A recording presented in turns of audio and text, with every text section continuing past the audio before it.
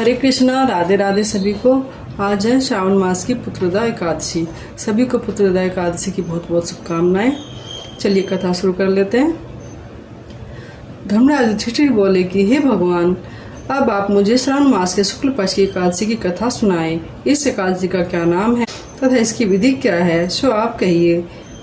मधुसूदन बोले कि हे राजन, अब आप शांति पूर्वक श्रावण मास के शुक्ल पक्ष की एकादशी की कथा सुनिए। इस कथा के श्रावण मास से ही वाजपेयी यज्ञ का फल मिलता है। द्वापर युग के प्रारंभ में महिष्मती नाम की नगरी थी। उस नगरी में महाजित नाम का राजा राज्य करता था।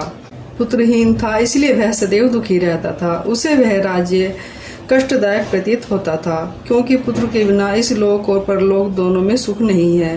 राजा ने पुत्र प्राप्ति के लिए बहुत यत्न किए, परंतु वह निष्फल हो गए। जब वह राजा वृद्ध होने लगा तो उसकी चिंता बढ़ने लगी। एक दिन उस राजा ने प्रजा को संबोधित करके कहा कि न तो मैंने अपने जीवन में पाप किया है और न न्यायपूर्वक प्रजा से धन को ही एकत्रित किया है।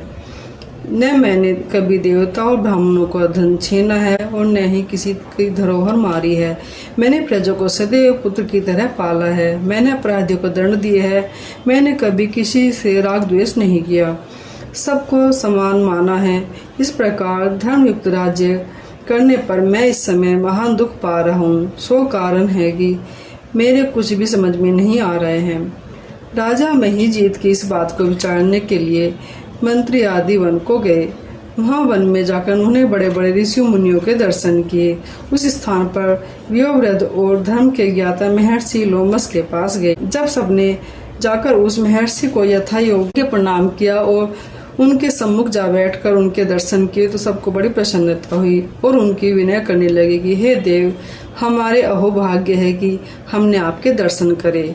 इस पर लोमस ऋषि बोले कि हे मंत्रीगण, आप लोगों की विनय और आपके सद्व्यवहार से मैं अत्यंत प्रसन्न हूँ। आप मुझे अपने आने का कारण बताइए। मैं आपके कार्य को इतनी शक्ति के अनुसार अवश्य ही करूँगा, क्योंकि हमारा शरीर ही परोपकार के लिए बना है। इसमें किंचित मात्र भी संदेह नहीं है। लोमस ऋषि के ऐसे वचन सुनकर मंत्री बोले कि हे महर्षि, आप हमारी समस्त बातों को जानने में ब्रह्मा से भी अधिक है, अतः आप हमारे संदेह को दूर कीजिए। महिष्मती नाम की पुरी में महिजित नाम का एक धर्मात्मा राजा था। वह प्रजा का पुत्र की तरह धर्मानुसार पालन करता था, परंतु फिर भी पुत्रहीन था। इससे वह दुखी रहते हैं। इसका अभी तक कारण प्रतीत नहीं हुआ है। इससे हम आपके पास आए हैं। जब से हमने आपके दर्शन करे हैं, हमको पूर्ण रूप से विश्वास है कि हमारा कष्ट अवश्य ही दूर हो जाएगा, क्योंकि महान पुरुषों के दर्शन मात्र से ही प्रत्येक कार्य की सिद्धि हो जाती है। अतः अब आप हमको राज्य के पुत्र होने का उपाय बतलाइए। इस पर लोमस ऋषि एक क्षण के लिए नेत्र बंद किए और राजा के पूर्व जन्मों का विचार करने लगे। विचार करके बोले कि हे श्रेष्ठ पुरुषों, यह राजा पिछले जन्मों के में अत्यंत निर्धन तथा बुरे कर्म क्या करता था। वहाँ एक गांव से दूसरे गांव में घूमा करता था। एक दिन ज्येष्ठ मास के शुक्ल पक्ष की एकादशी के दिन वह 1-2 दिन से भूखा था और दोपहर के समय जलाशय पर पानी पीने गया। उस स्थान पर उस समय एक ब्याही हुई गाय जल पी रही थी। राजा ने उसको प्यासी ही भगा दिया और स्वयं जल पीने लगा। हे ब्राह्मणों, इसलिए राजा को यह दुख भोगने पड़ रहे हैं। एकादशी के दिन भूखा रहने से उसको राजा होना पड़ा और प्यासी गौ को हटाने से पुत्र वियोग का दुख भोगना पड़ा।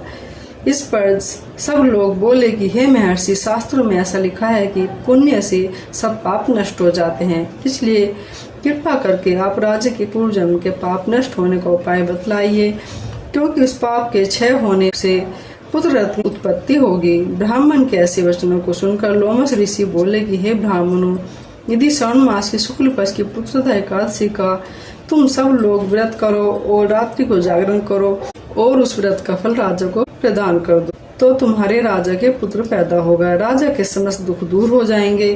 मंत्रियों सहित प्रजा महर्षि लोमस ऋषि के वाक्यों को सुनकर प्रसन्नता पूर्वक अपने नगर को वापस आए। उन सब लोगों ने श्रावण मास शुक्ल पक्ष की पुत्रदा एकादशी की आज्ञा अनुसार विधि पूर्वक व्रत किया और द्वादशी को उस व्रत का फल राजा को दिया। उसका पुण्य प्रभाव से रानी को गर्भ धारण किया और 9 महीने के पश्चात उसके एक अत्यंत तेजस्वी पुत्र रत्न उत्पन्न हुआ। हे राजन, इसलिए इस एकादशी का नाम पुत्रदा पड़ा। जो मनुष्य पुत्र रत्न को प्राप्त करना चाहते हैं उसे इस एकादशी का व्रत विधि पूर्वक करना चाहिए। इस व्रत के प्रभाव से इस लोक में सुख और परलोक में स्वर्ग मिलता है। बोलो श्री विष्णु भगवान की जय, श्री नारायण भगवान की जय।